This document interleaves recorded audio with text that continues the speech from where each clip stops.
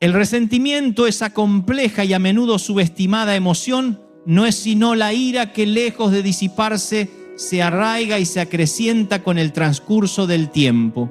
Todos los seres humanos experimentamos el enfado. Es una respuesta innata y en su esencia un sentimiento legítimo. De hecho, las Sagradas Escrituras nos instruyen a airarnos, pero sin pecar, lo que claramente distingue la furia momentánea de la transgresión moral. La indignación, al igual que el júbilo, la dicha o el desconsuelo, sirve como un conducto para procesar y liberar nuestro universo emocional. Podemos canalizar una cólera justificada frente a la iniquidad, contra la venalidad que corroe las estructuras sociales, o ante la desfachatez de políticos corruptos que menoscaban el bienestar colectivo. También es comprensible sentir irritación ante la desobediencia o la injusticia, tal como el mandato divino de no permitir que el sol se ponga sobre nuestra aflicción subraya la naturaleza efímera que debería poseer el enojo. Nos exasperamos en el tráfico congestionado, en la interminable espera de una consulta médica, o cuando un error al cargar combustible trastoca nuestros planes. La insuficiencia económica también puede desencadenar frustración o quizás la prolongada visita de un familiar cercano. Sin embargo, cuando este desasosiego persiste y se intensifica, metamorfosea en esa insidiosa cualidad que denominamos rencor. A diferencia del enfado pasajero, el resentimiento se distingue por su naturaleza furtiva. Rara vez se manifiesta abiertamente, optando por permanecer velado, sumergido en las recónditas capas de nuestra psique. No existe aparato, sea detector de metales, de oro o incluso un discernidor de faltas, capaz de desenterrar esta emoción camuflada. Navega sigilosamente en los abismos de nuestro ser, operando sin que apenas percibamos su presencia. Uno puede proyectar una imagen de calma y sosiego, pero en su interior una furia contenida yace latente, una irritación profunda que no se revela con facilidad al exterior. Podemos aparentar ser individuos serenos, dueños de una compostura impecable, mientras en nuestro fuero interno ese sentimiento ominoso germina y se expande. Permanece allí soterrado, reprimido, abriendo sus fauces subterráneas para exhalar un veneno que inexorablemente terminará por corroer y deteriorar todas nuestras interacciones. Es un contagio silencioso, un efecto secundario insidioso. Quien alberga rencor sin advertirlo, empieza a emponzoñar todo cuanto aborda o toca. Nos transformamos en focos de toxicidad, irradiando una sustancia nociva que afecta a nuestro entorno más cercano, aunque no seamos conscientes de la liberación de esta ponzoña emocional. La sustancia nociva que emana de un corazón que guarda resentimiento o arrastra un dolor profundo puede ser tan inherente a nuestra condición que ni siquiera reparamos en su constante difusión. No obstante, sus repercusiones son palpables. Nuestros descendientes comienzan a asimilar patrones de conducta similares, emulando la misma calidad de vida emocional que nosotros exhibimos.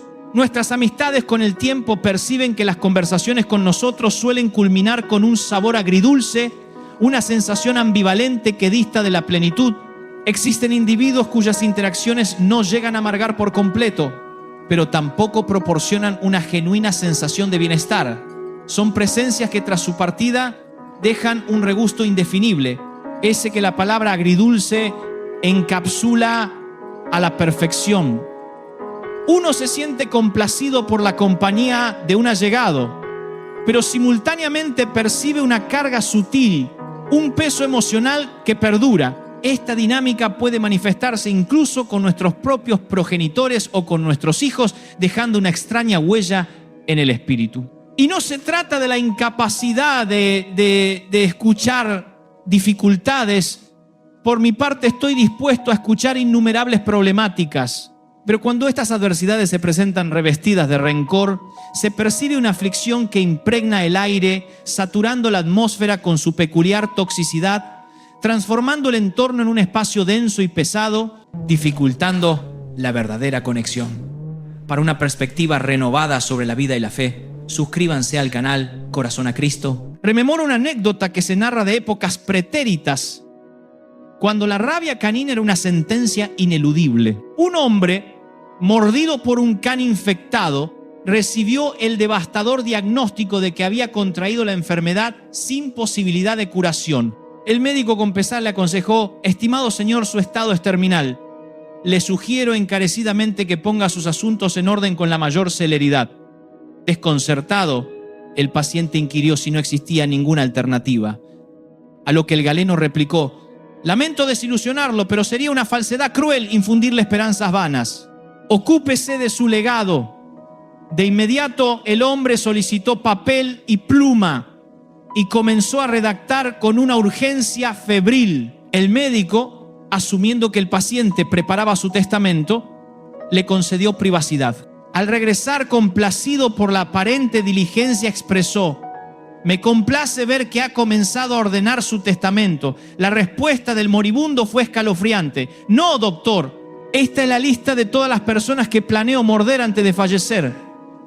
Esta perturbadora historia ilustra la esencia de las almas resentidas, aquellos que fueron heridos en el pasado y ahora transmutan su propio dolor en un impulso irrefrenable para infligir daño a otros. Se convierten en individuos perpetuamente iracundos, cuya furia no se desvanece con el ocaso, sino que se instala como un inquilino indeseado. El enojo, que alguna vez fue un visitante esporádico, se transformó en un intruso constante y finalmente en un residente perenne en sus vidas. Se irritan por el más mínimo pretexto, sea el calor sofocante, el frío gélido, el entorno natural, el bullicio del tráfico o la ausencia de este. Todo les sirve de catalizador. Cualquier suceso, por nimio que sea, se convierte en la gota que colma un vaso ya desbordado por acumulaciones de frustraciones pasadas, siendo meramente el epifenómeno residual de conflictos pretéritos que jamás lograron resolver. Los especialistas en salud, con quienes procuro constantemente asesorarme para no difundir únicamente un mensaje de índole espiritual, sino uno que resuene también con la evidencia científica, aseveran que el estado anímico tiene un impacto directo en el bienestar físico. Es mi convicción que, si bien la fe es fundamental, la congruencia entre lo trascendente y lo empíricamente comprobable refuerza la credibilidad del mensaje. Por ello, me he dedicado a investigar las razones profundas por las que algunos individuos persisten en un estado de ira crónica y cómo ésta se manifiesta en su corporeidad. Observamos que la irritación constante esculpe surcos indelebles en el semblante, líneas que no son meras arrugas de la experiencia, sino las huellas de un ceño permanentemente fruncido. A diferencia de las líneas que denotan una vida plena de risas, estas marcas en el entrecejo y una expresión facial contorsionada, evocando incluso la mueca de un pato furioso, son el sello del encono. Quienes estudian la conducta humana confirman que el rencor petrifica los rasgos. Esta dureza facial no es una consecuencia inevitable del envejecimiento cronológico, pues todos transitamos por esa etapa. La clave reside en la calidad de ese proceso. Los rostros infantiles con su suavidad y plasticidad contrastan con aquellos marcados por la amargura. Preservar esa placidez, incluso en edades avanzadas, confiere una apariencia de serenidad, un semblante angelical que testimonia la ausencia del resentimiento como morada. Por el contrario, existen personas que con apenas 25 años proyectan una imagen de 50, con sus facciones endurecidas y su entrecejo permanentemente contraído, reflejo de la manera en que el organismo asimila y procesa la falta de perdón y el enojo sostenido.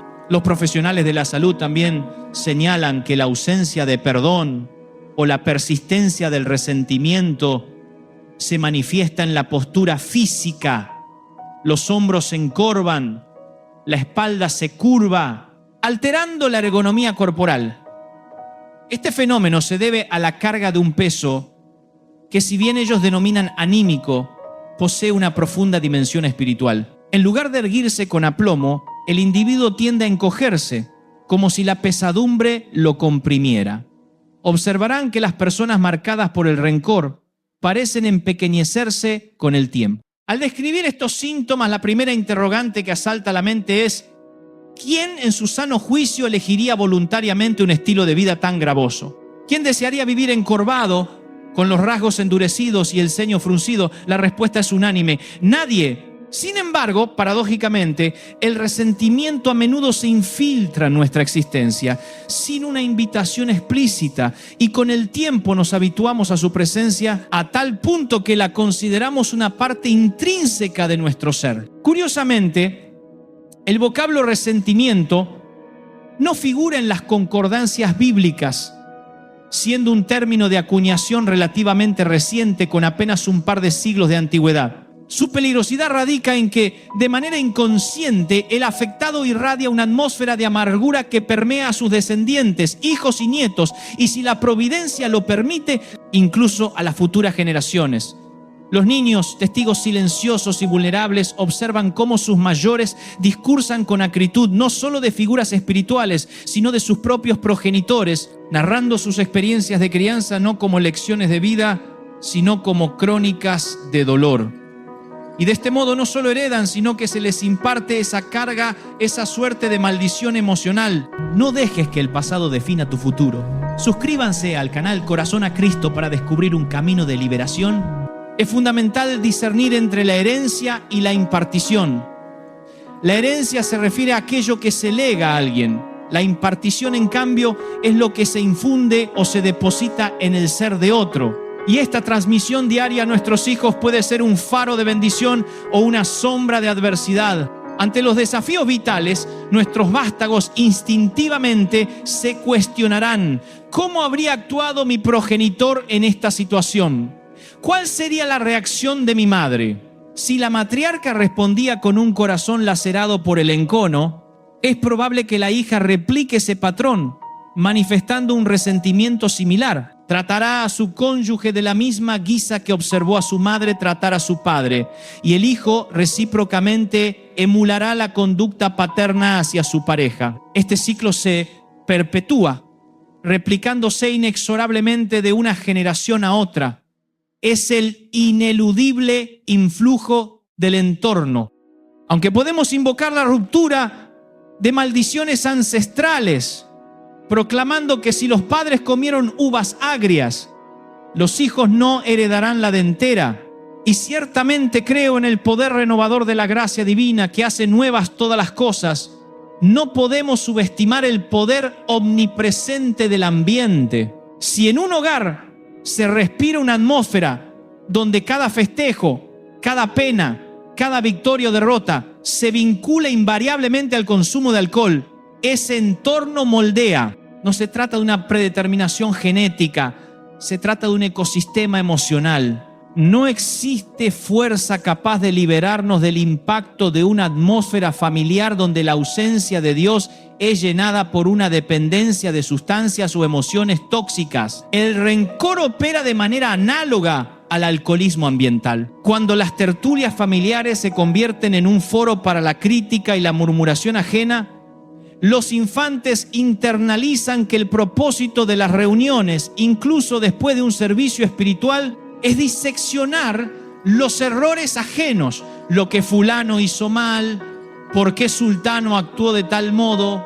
el nuevo corte de cabello de mengana o la vestimenta de perengana. Este ambiente insidioso cultiva una generación de censores implacables, individuos que, aunque aborrecen la hipocresía, terminan aborreciendo también a la comunidad de fe. Es una dinámica que uno mismo gesta, como lo ejemplifica la instrucción de David a Salomón para vengar a Joab. David, consumido por un resentimiento que ya no podía sostener, decidió legar esa carga emocional a su descendiente, impartiéndole la tarea de ejecutar su venganza. El resentimiento es en verdad una entidad horripilante y distorsionada que encadena al individuo a un pasado inmutable, acopiando un sinfín de ayeres y, consecuentemente, despojándole de incontables mañanas. ¿Quién en verdad anhela permanecer prisionero de lo pretérito? Abordo este tema de la amargura y el perdón con suma cautela, pues he transitado por esas sendas y he escuchado a numerosos oradores exhortar al perdón sin matices, como si la mera enunciación fuera suficiente para sanar. Sin embargo, las realidades humanas son a menudo intrincadas las heridas infligidas tan profundas que un simple perdona y ya puede sonar a una subestimación de la magnitud del trauma. Para una víctima de abuso sistemático o de abandono parental, tal exhortación puede parecer trivial y despectiva, evidenciando una desconexión con el dolor ajeno. Respeto profundamente el sufrimiento. Comprendo que lo que se ha vivido puede ser una experiencia abominable, algo que se anhela borrar de la memoria, pero precisamente por esa razón merece anclar su existencia a esos sombríos capítulos. ¿Merece que su vida se bifurque a partir de la tragedia, condenándose a una perpetua infelicidad? A pesar de la aversión hacia un abusador, un excónyuge, un progenitor ausente o un padrastro, merece el anclaje en el pretérito. Nadie lo merece, ni usted ni yo, porque de forma inexorable esa amargura que deseamos confinar en nuestro fuero interno termina por irradiarse, impartiéndose de manera inconsciente a nuestro alrededor, contaminando cada vínculo y cada momento. Descubre cómo transformar tu dolor en fortaleza. Suscríbanse al canal Corazón a Cristo para guiar tu camino. La amargura y el rencor, aunque se manifiesten con diversas denominaciones, encuentran su representación más perdurable en la epístola a los Hebreos. El autor sagrado nos exhorta: mirad bien, no sea que alguno deje de alcanzar la gracia de Dios. Esta advertencia invita a una profunda introspección. ¿Habrá entre nosotros alguien que con soberbia afirme no necesitar el perdón divino en este preciso instante? ¿Alguien que se jacte de una pureza inmaculada al punto de cuestionar el sacrificio redentor de Cristo? ¿Existe acaso quien en su autoengaño proclame vivir sin mácula ni pensamientos impuros? Considero con humilde convicción que cada jornada nos exige un diluvio de gracia, una purificación constante. Esta necesidad es universal, nos abarca a todos.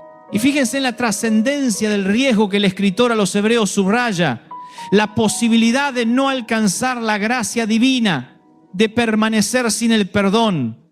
¿Qué acto es tan grave que impida esta comunión? Él no menciona pecados triviales, sino que advierte sobre una raíz de amargura que brotando os estorbe y por ella muchos sean contaminados. Para que una raíz emerja, la semilla de la amargura debe haber sido sembrada en las profundidades de nuestro ser. Si no hubo siembra de rencor, ¿cómo podría germinar el fruto de la acritud? El brote de esta raíz implica una preexistencia subterránea de la maleza emocional. El mensaje es contundente: que no se nos impida el acceso a la gracia divina por negarnos a otorgarla.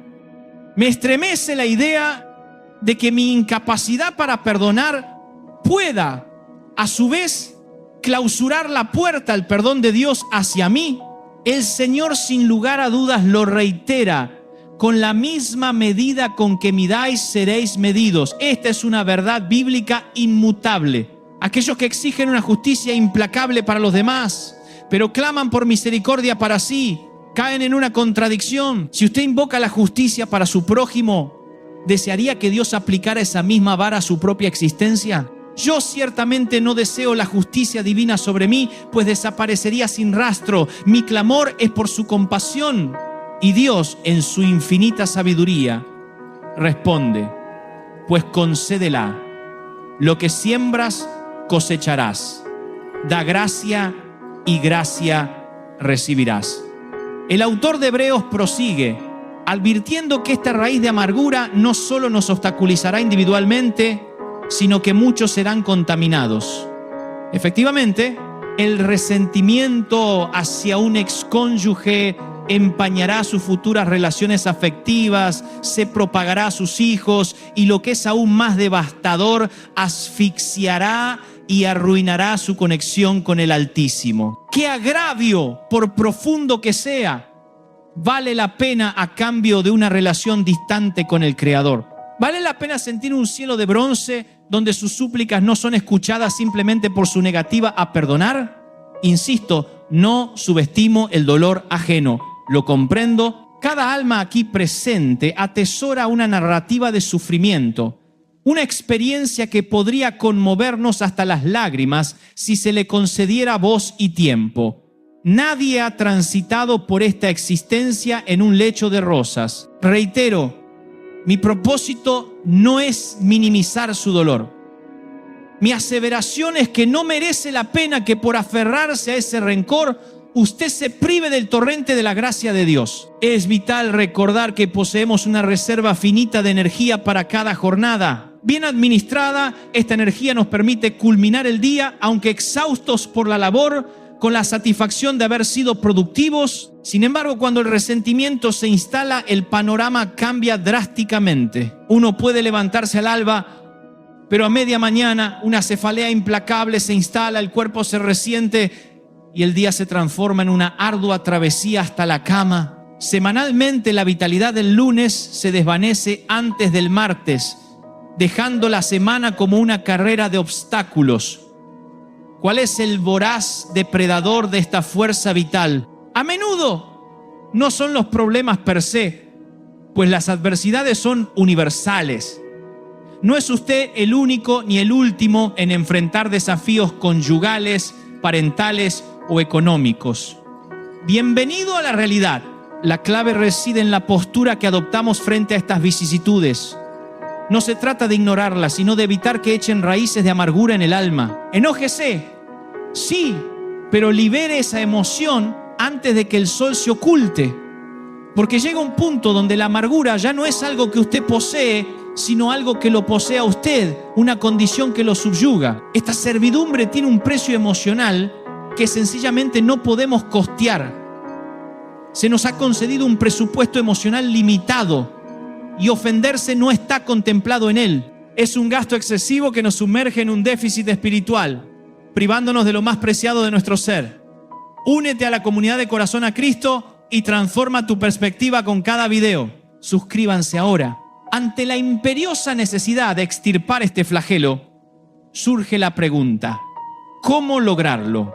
Les ofrezco la solución que el Señor me reveló, preparándome para compartir este mensaje. Primero, es crucial reflexionar, como he hecho yo en innumerables ocasiones, sobre la verdadera razón por la cual albergamos el resentimiento. Los expertos en la conducta humana sugieren que el rencor otorga a las personas una ilusoria sensación de superioridad moral sobre aquellos a quienes detestan. Mantener el error ajeno en la memoria, masticarlo una y otra vez, parece elevar la propia valía, emulando la oración del fariseo que se jactaba de no ser como los demás. Es un orgullo espiritual infundado, una posición engañosa que busca erigirse en una jerarquía ficticia dentro de la interacción humana. Sí, me hirió, pero yo soy mejor, yo no guardo rencor, se dicen algunos, sin darse cuenta de que el rencor es precisamente lo que les impide trascender. El resentimiento lo instala en el sitial del juzgador, le confiere un martillo simbólico y de este rol emana un placer neurótico, una perversa satisfacción. Permítame relatarle lo que me hizo, se dice. Cuando concluya, querrá aniquilarlo tanto como yo. Así, la otra parte se convierte en el acusado y uno mismo asume el papel de víctima heroica de una epopeya personal. Por ello siempre insto a la introspección por qué persiste este resentimiento. Con frecuencia, los individuos con una autoestima deteriorada son los más susceptibles a anidar este sentimiento, pues encuentran en el odio hacia otro un mecanismo para equilibrar su propia percepción de inferioridad. Necesitan un antagonista, un archienemigo para su narrativa personal, como el Duende Verde para Spider-Man o el Guasón para Batman. La existencia de un némesis les permite autoafirmarse. Yo soy el bueno, yo soy superior. Esta dinámica evita que seamos nosotros mismos los villanos de nuestra propia historia.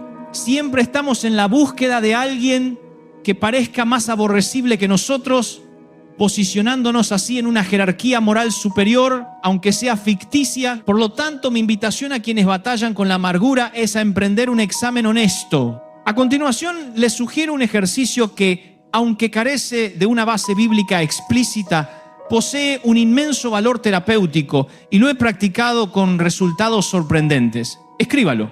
A menudo, Uno de los mayores dones que Dios nos ha concedido es la habilidad de plasmar pensamientos y emociones sobre el papel. Algunos replicarán: no necesito escribirlo, sé perfectamente lo que me hicieron. Sin embargo, la escritura obliga a la mente a confrontar esos sentimientos difusos, a darles forma concreta. Es asombroso cómo al intentar exteriorizar una queja o un agravio, uno se encuentra perplejo, sin saber exactamente qué consignar. Existen familias enemistadas durante décadas, cuyos miembros ya no recuerdan el motivo original del conflicto, especialmente si los protagonistas iniciales ya no están. Es como la rivalidad entre los Montesco y los Capuleto, pero por una nimiedad.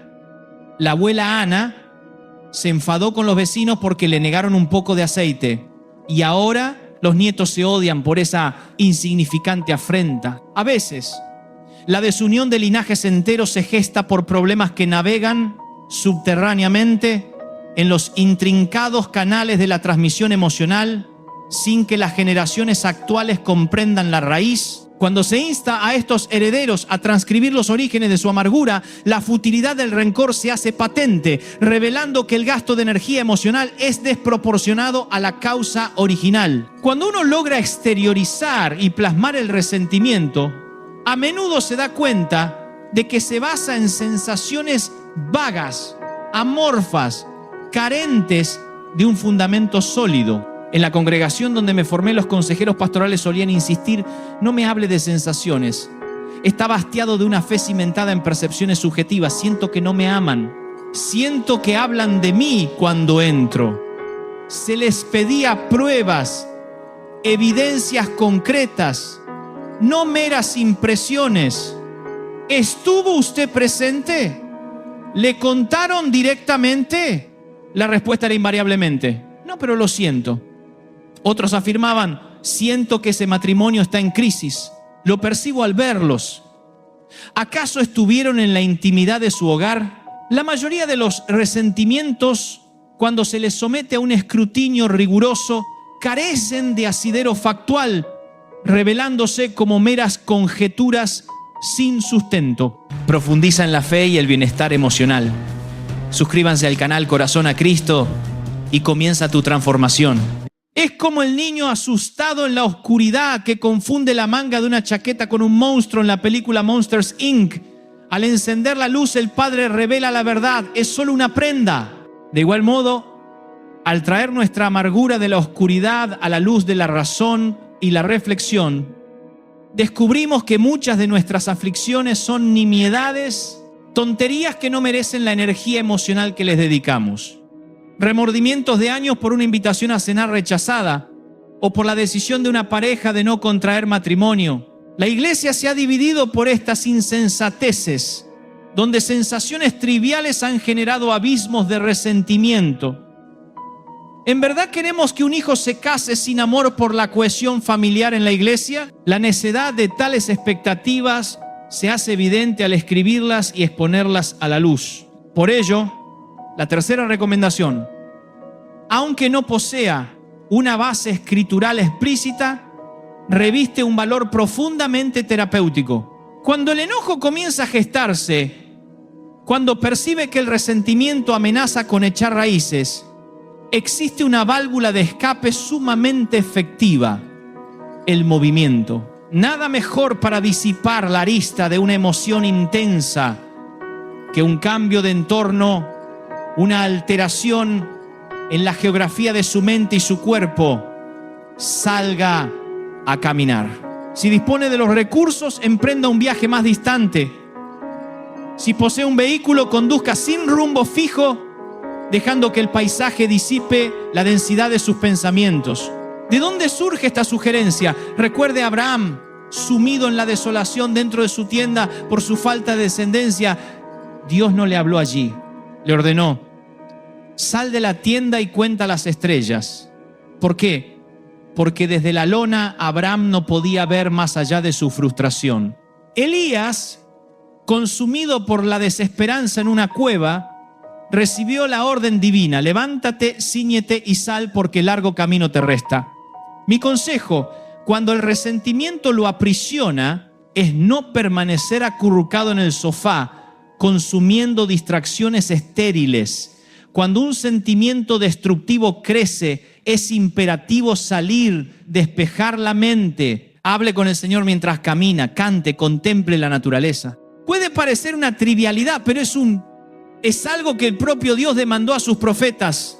Muévete, sal, quiero hablar contigo. Corra, transpire esas emociones. Sentirá cómo el rencor se disipa con cada paso. 20 minutos de caminata queman grasa.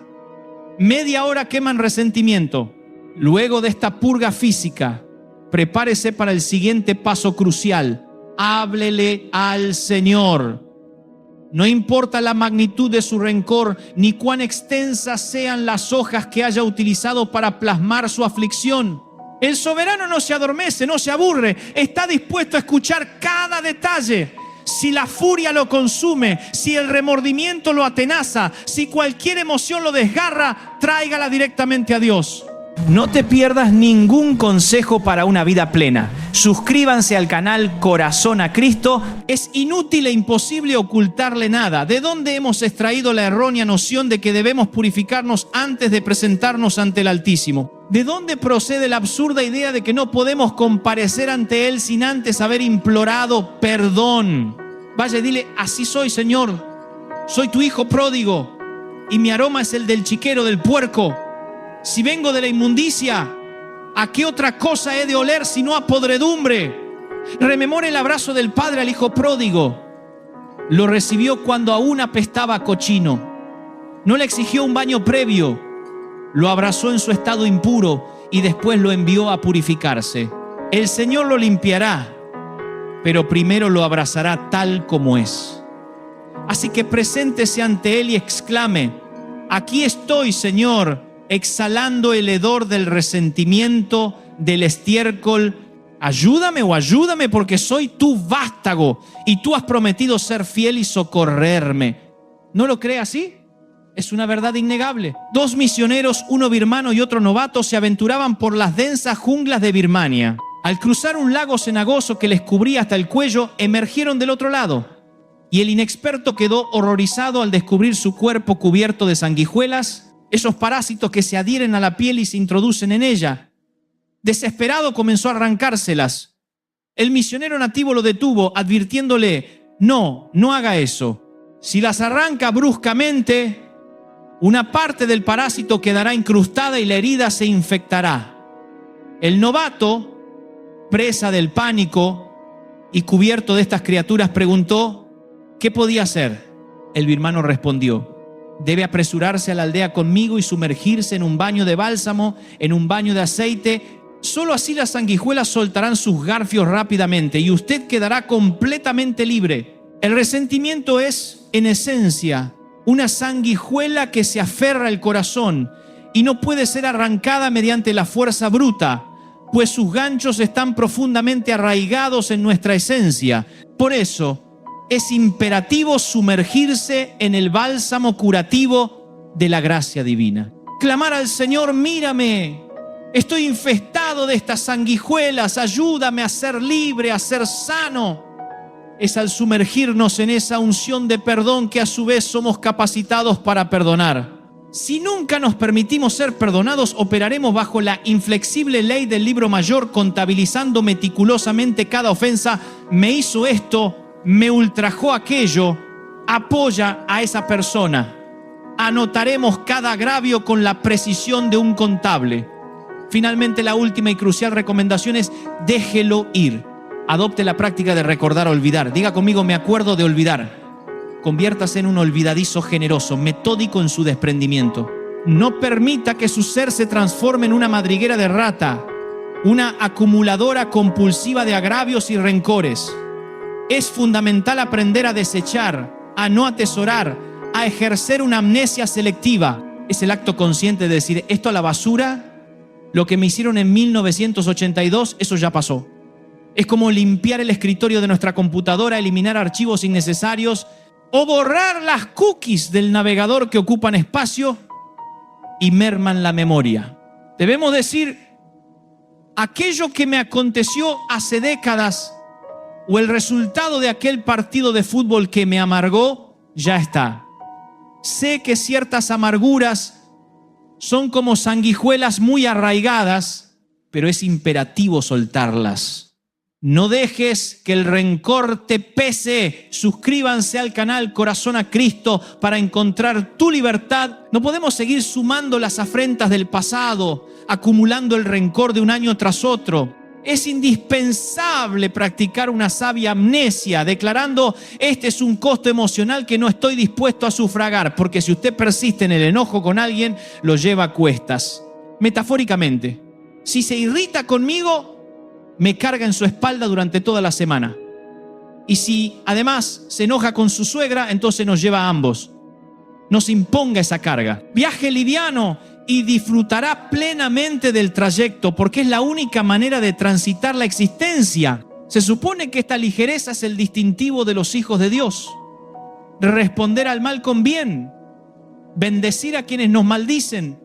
No existe otra vía. Permítanme obsequiarles una narración que ilustra el poder transformador del amor y la destructividad del rencor. Las Escrituras afirman que el amor verdadero expulsa el temor, pero también disipa muchas otras aflicciones, entre ellas el resentimiento. Escuché una vez la historia de cómo el amor y el rencor compartieron una habitación en un hospital.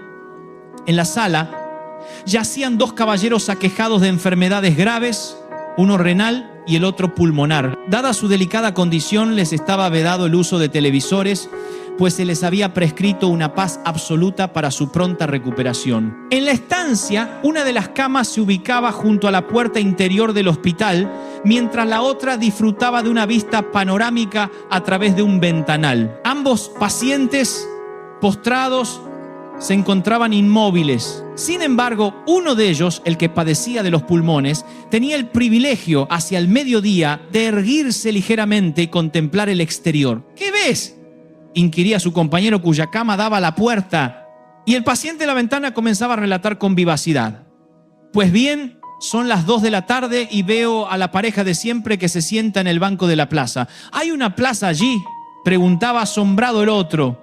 ¡Oh, sí! Una plaza maravillosa con una banca ideal para los enamorados y enfrente un lago poblado de cisnes. No sabía que había cisnes por esta zona, exclamaba su compañero. No suelen haber, pero cuando encuentran un lago tan acogedor, se establecen permanentemente junto a patos juguetones. Deberías ver a los niños que al salir del colegio corren y juegan, y a las vecinas que intercambian los chismes del día. Algunas damas son, por cierto, muy agraciadas.